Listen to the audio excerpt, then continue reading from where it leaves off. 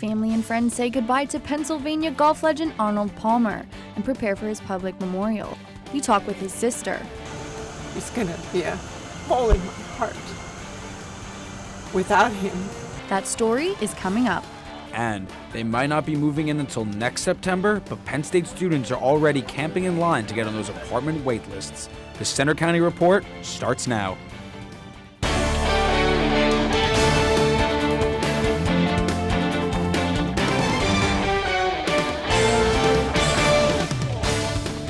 Good afternoon, I'm Jenna Kaminsky. And I'm Alex Blankman.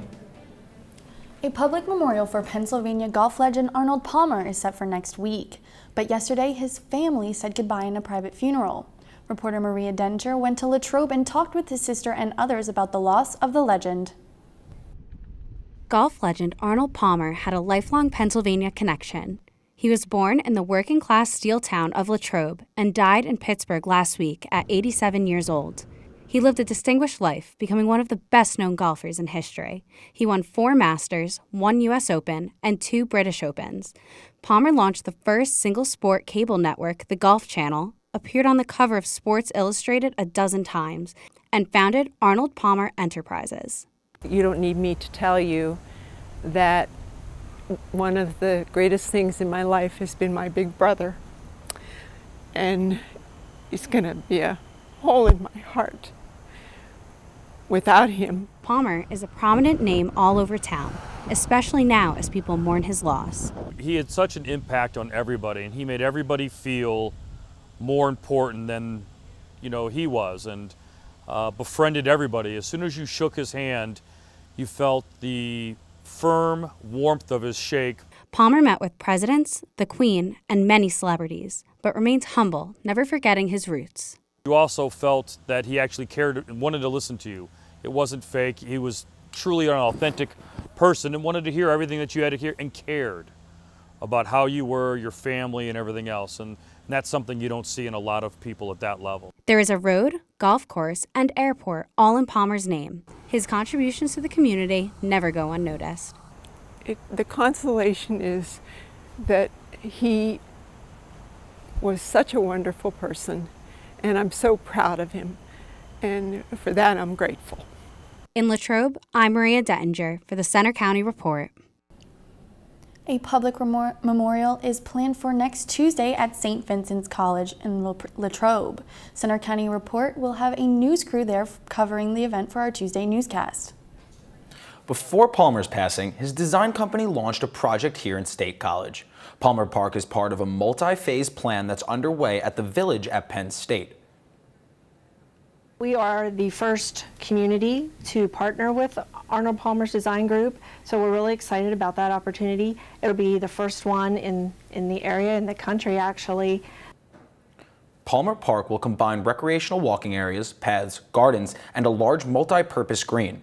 This project was especially important to Arnold Palmer because of his local ties. He shared his excitement with the community back in 2013 when he visited the Village to announce the project. Authorities are continuing their investigation in the New Jersey transit crash in Hoboken.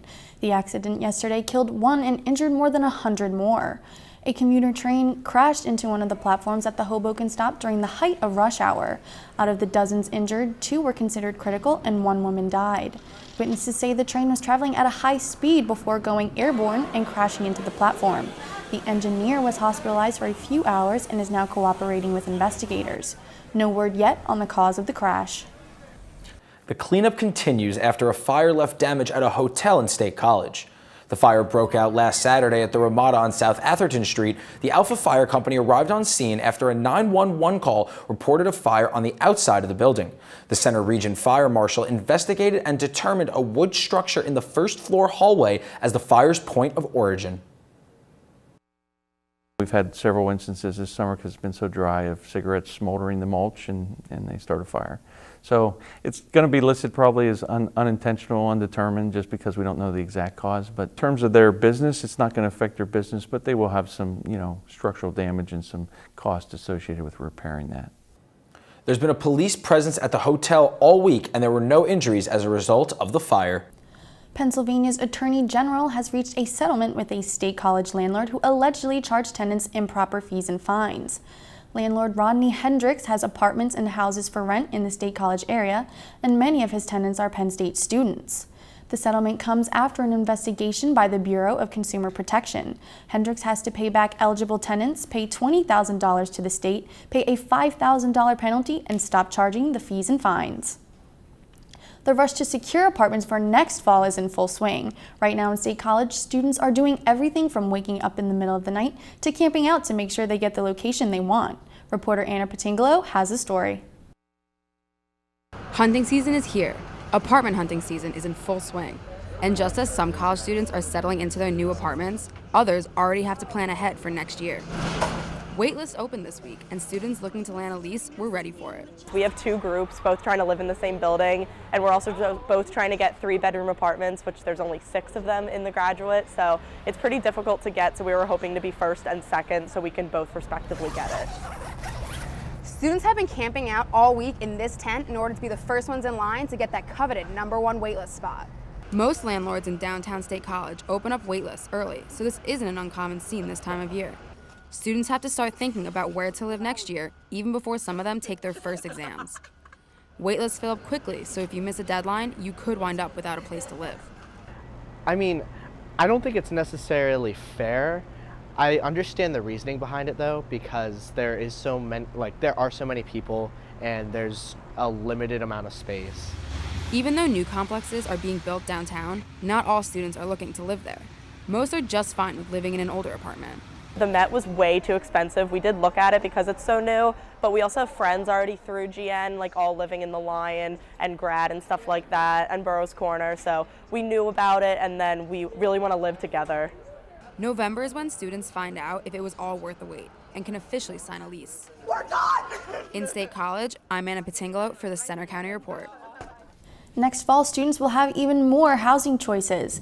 A new apartment complex is going in where Kildare's Irish Pub used to be. Canyon Pizza has been a popular late-night spot for Penn State students to grab a bite for a long time, but the business plans to move soon to another building on Beaver Avenue.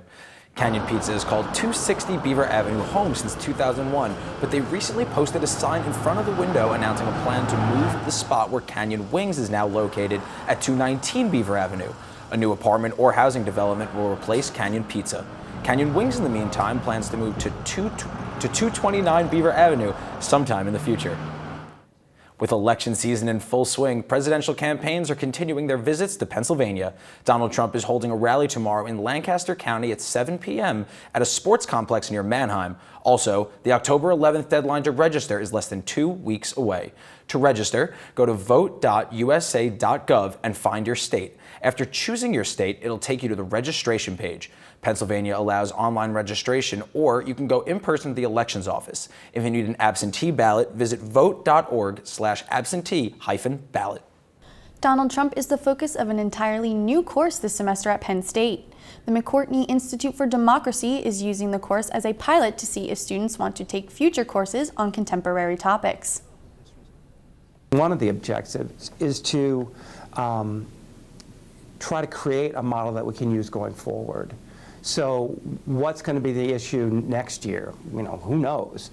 But it might be that we can do something similar. The credit course allows students to meet for 2 hours a week to analyze Trump's campaign. Students say they're talking about what makes him popular and how he stands out among other candidates in American history. Speaking of the presidential election, later in the newscast, we'll show you how far one central Pennsylvania family is going to decorate their house in support of their favorite candidate. Plus, the weekend weather forecast. Don't get your hopes up. And in sports, the Nittany Lion hockey team is gearing up for another season. We look ahead to their opening weekend.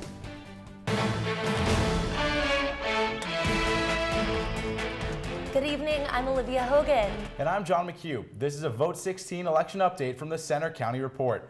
We're tracking a number of elections tonight, but clearly the biggest one, the presidential election. And in Pennsylvania, Hillary Clinton leads Donald Trump 50-46 with 63% of precincts reporting.